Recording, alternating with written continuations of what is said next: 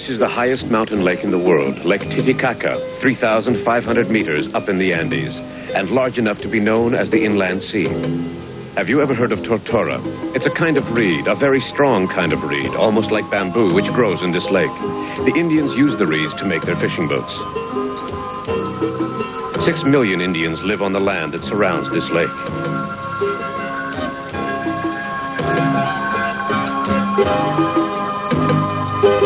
In Inca legend, the lake is very important.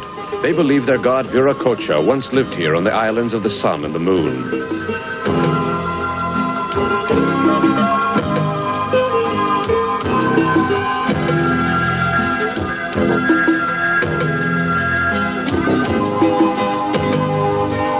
After he had created the earth and the sky, so the legend goes, Viracocha made men.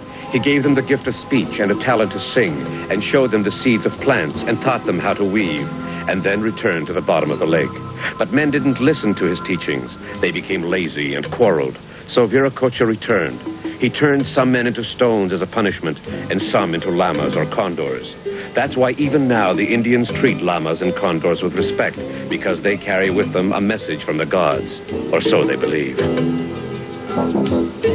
It's often very cold up here by the lakeshore, and the carefully planted crops sometimes suffer from snow and frost.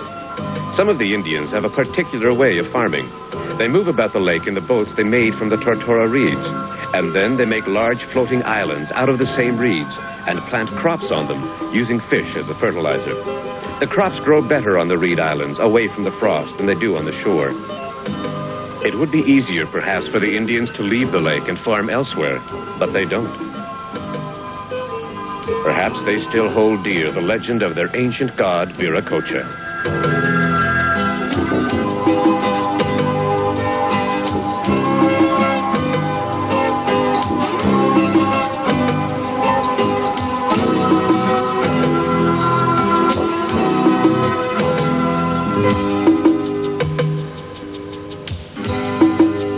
Goodbye.